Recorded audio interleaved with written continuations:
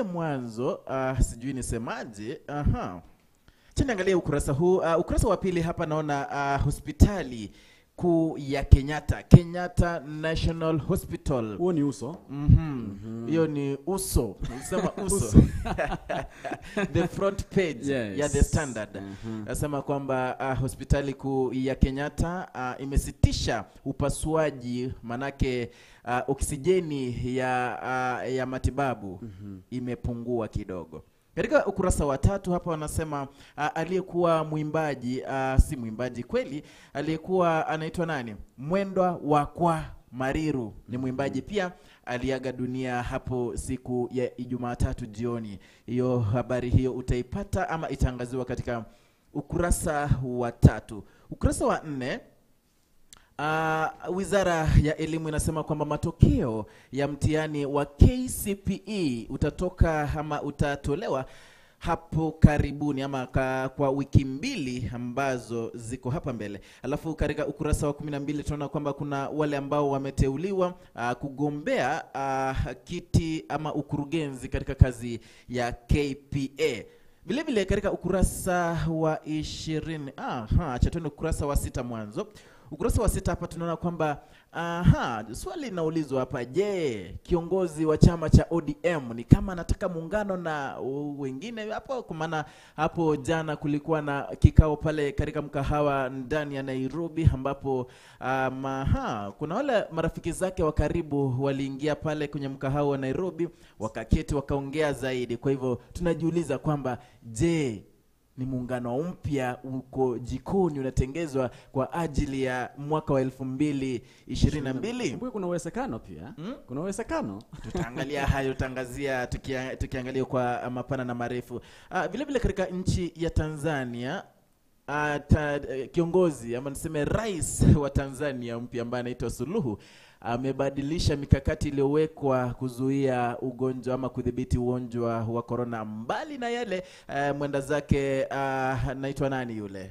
Mwenda zake John Magufuli. Wajua alikuwa anasema kwamba maombi, prayers ndo yatatibu corona. Yeye ni kama ameanza kuweka mikakati na vile vile kuimarisha uhusiano mwema kati yake na wanahabari. Kwa hivyo moja kwa moja ukurasa wa 2 ama kwa The Standard tuangazie yale yaliyomo.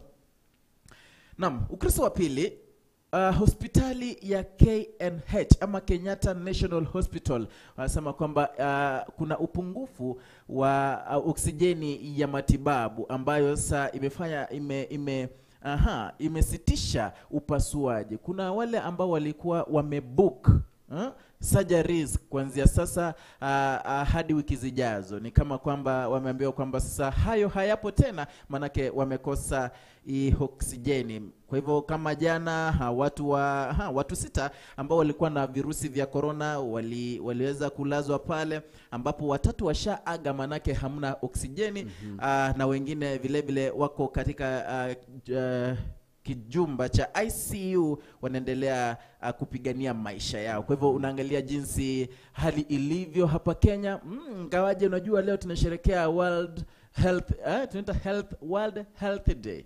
Lakini sasa ukiangalia vizuri haya yote hajatendeka, na Kenya bado tunahitaji mambo mengi zaidi katika hicho kitengo cha afya. Na katika ukurasa wa 3, aliyekuwa mwimbaji vile vile alikuwa ni mkurugenzi wa Music Corporate Society of Kenya aliaga dunia mnamo Ijumaa 3 jioni, ambapo sasa tunasema kwamba alikuwa ni kiongozi ambaye alikuwa na msimamo wake imara. Alikuwa anapita pale akiona kuna wale ambao walikuwa wanauza zile kanda za muziki bila idhini, bila copyright. Alikuwa akiwashughulikia vilivyo, ingawaje walikuwa na ndiye lengo la kumuhonga maelfu ya pesa, lakini yeye alikuwa amesimamia ule msimamo wake akisema kwamba atapigania muziki hadi kifo chake, ingawaje alikuwa anahatarisha maisha yake. Lakini kwa hivyo tunasema kwamba pole kwa familia na wenzake. Tuangalie Taifa Leo pengine. Nikiangalia katika uso wa gazeti hili la Taifa Leo, naona kwamba kuna habari, kuna ujumbe ambazo zimechapishwa katika ukurasa huu wa kwanza mauzo wa Taifa Leo gazeti ambalo ni la Kenya. Naona kwamba ukurasa wa 16 ndio wameanzia, wamesema kwamba Suluhu ambaye ni rais wa sasa wa Jamhuri ya Tanzania, wanasema kwamba ameenda kinyume cha pombe kuhusu COVID na athari zake. Wanasema kwamba ameenda kinyume. Ukurasa wa pili wanasema kwamba serikali kuomba bunge kuongeza kiwango cha ukopaji. Tena serikali imeomba bunge kuongeza kiwango. Ukurasa wa naona kwamba ukurasa wa pili pia wameongelea kuhusu rais awacheza kama Moi alivyocheza mwaka wa 2002. Najua Moi alikuwa anatumia tactics zake mbinu zake tu wakati alikuwa anapanduka uongozini. Naona kwamba hapa wanasema kwamba rais ambaye ni Uhuru Kenyatta naye pia ameanza kuwacheza namna ile ambapo ama ambavyo Moi alikuwa anacheza wakati alikuwa anapanduka ama anatoka mamlakani. Katika ukurasa wa 3 naona pia wanaendelea kuzungumzia kuhusu kuhiji. Yani unajua Waislamu hivi nikidhania itakuwa tarehe 20 mwezi huu wanaenda kusherehekea nini yao, how do we call it, hiyo hafla. Kuna hafla yao. Jina imepotea kidogo lakini nitawakumbusha. Hiyo inazungumziwa katika ukurasa wa 3. Naona ni kama hizo tu ndio habari ambazo siko katika uzo wa gazeti hili la Taifa Leo.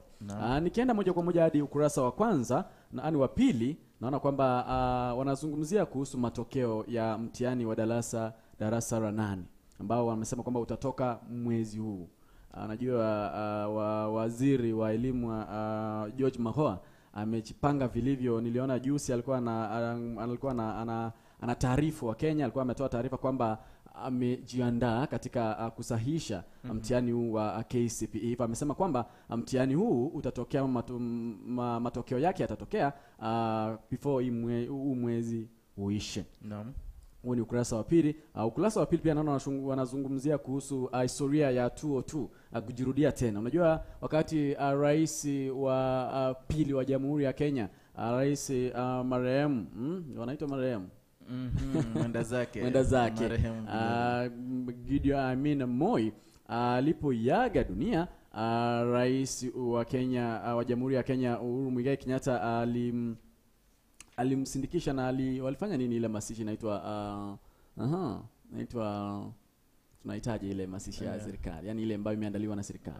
State burial. State burial. Yes. Naona kwamba kuna mbinu ama kuna njia tofauti ambazo rais mstaafu wakati alikuwa anatoka katika mamlakani alizitumia kuwadanganya wanasiasa wengine kwamba atawarithi. Sasa hizo mbinu ndio zinazungumziwa kwamba Uhuru Muigai Kenyatta pia ameanza kusitumia katika kuwadanganya wanasiasa wenzake kwamba atawarithi. Asante sana. Mpenzi mtazamaji, pengine tunaomba tukimbie madukani kidogo.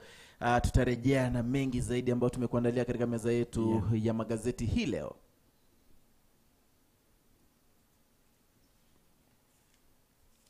Dunia iko vile vile, milima, mabonde na mito iko pale pale. Dunia iko vile vile, milima, mabonde na mito iko pale pale. Wapenzi